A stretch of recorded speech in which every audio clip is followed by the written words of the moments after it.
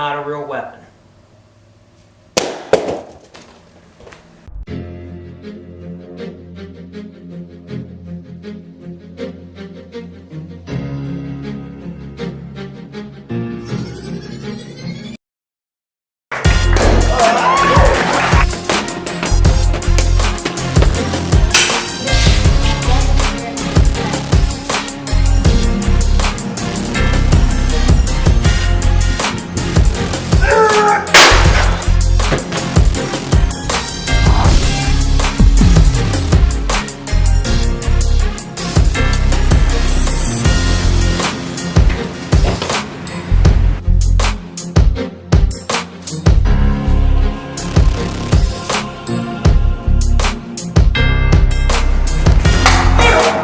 Is the tighter you hold it, Oh my the better God. it reacts.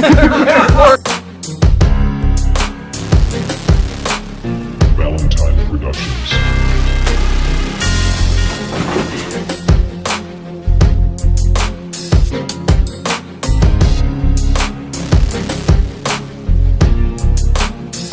Anyway, so when you're doing tiger claws, you need to have.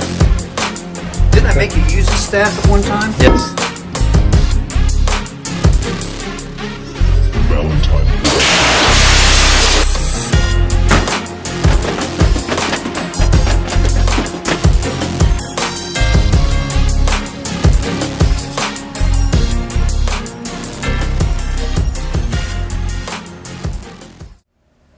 Okay, we're going to do a little talk about the bow staff.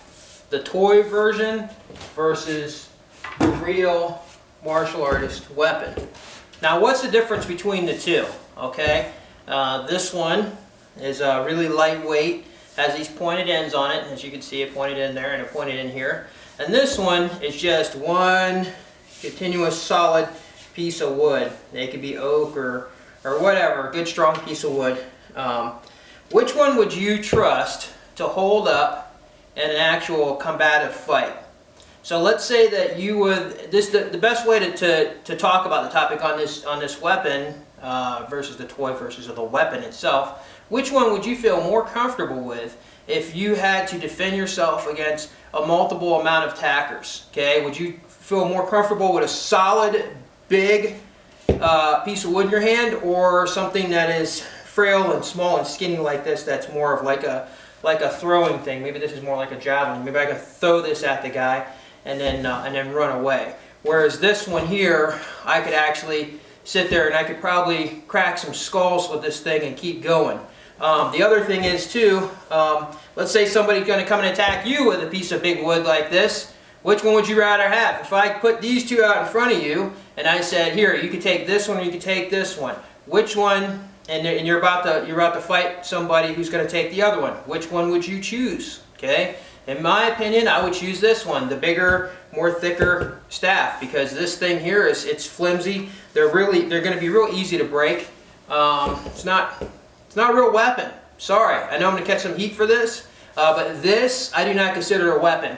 When I've been to the tournaments, and I have to admit, you know, when I saw people spinning the staffs around and stuff, I said, you know, wow, that's so cool. I go to tournaments and watch them do all these like things, and you know, they're throwing around, doing all this and stuff, you know.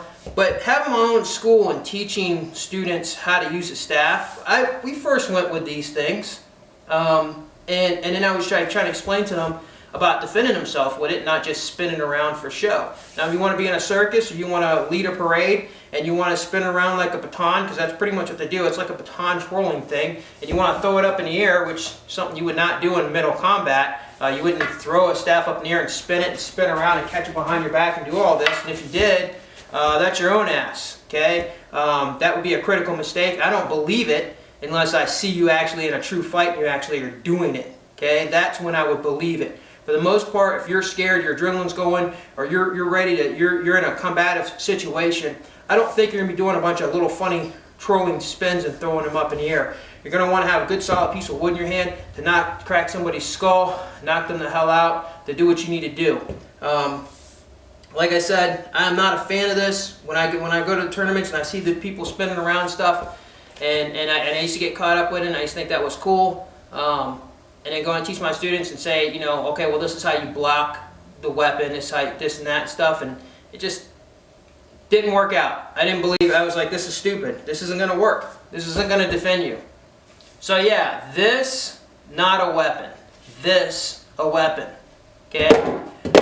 At the Kempo school that I trained from when I first started learning how to use the bow staff, I was not very good at it, so my Sifu Phillips, he went into a back room and came back out with a big old metal pole. Okay, and it was about as thick as this, and it was solid metal, and it was heavy. And he put that in my hands and he said, here, this is going to help you learn faster. And the more I used that pole and the more I was moving around in my hands got ripped all the way up and my hands were bleeding and they were bloody and they were red. And I tell you what, I learned how to use that freaking staff really quick. So I had to learn a hard lesson in actually using a bow staff. Now, did he go in the closet and pull out a little toothpick, or go in the back room and pull out a little toothpick and say, here, use this? No, he pulled out something that would be kind of similar to like a broom, like a mop handle or something, or an actual something that would be more like a weapon. So he came out with a metal pole, okay, just like if you find on a construction site or somewhere. So that's what you want to do. You want to practice, in my opinion, I would practice with something that's more like a real weapon and not something that's more like a toy that somebody's going to be doing the time's rolling. In case you missed it and you really liked watching me break that one staff, I kind of had fun breaking a staff, and you know what? I think I want to break one more because I realized that we had an extra one sitting here in the dojo and it needs to be broken too. Why keep it around? It's not a real weapon.